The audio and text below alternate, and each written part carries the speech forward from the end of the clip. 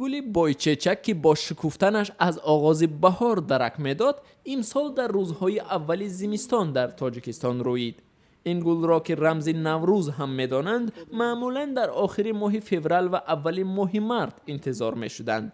اما امسال به دلیل گرمی هوا در تاجیکستان این گل بر وقت‌تر رویید. سعید جان با دیگر همسالانش همه ساله برای چیدن آن به دشت و دمنها رفته به ساکنان مژده بهار را میدهند و از این حساب پول هم کار میکنند.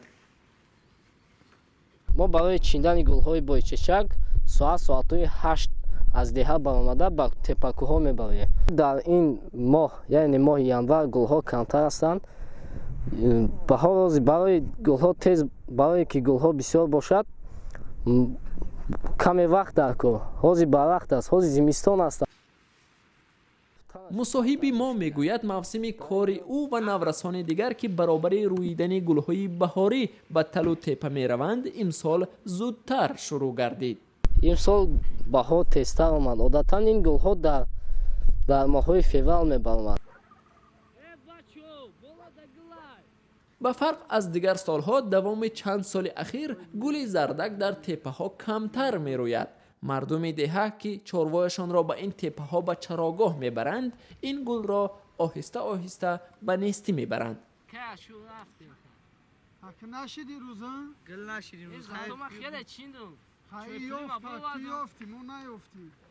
به مثل سعید جان امروز نورسان دیگر نیز سری راههای پرماشین ایستاده بر راننده ها گل پیشنهاد میکنند. هر گل دسته که 3 دانه گل دارد به نرخ 5 سامانی فروخته می شود. نورسان طبعی خریدارانشان خوب آموختند و از تیجارتی موسمی خود به خانواده های خود کمک هم میکنند.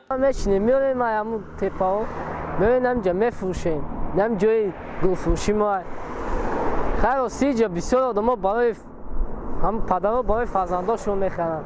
یا که مثال یکی آدم ها بود مثال کتگی کردن میرن برای عرصاشون میگیرن. هر خیلی سودا میشه. خیلی شکر خدا ما میرو سودا کردیم. آدمان سال خورده میگویند هر کس این گل را ببیند سالش نکو میشود. همه ساله با رویدن نخستین گلهای ماه بهمن مژده رسیدن بهار در کوی و برزن تنین می اندازد. همه گلویا همه روی را خریدیم ای بچه ها اوچه مونده میبریم میتیم اینا اوچه مون دقاشاشون میشکن میگن که تو سالی آینده که برسیم به همین نوده مقصد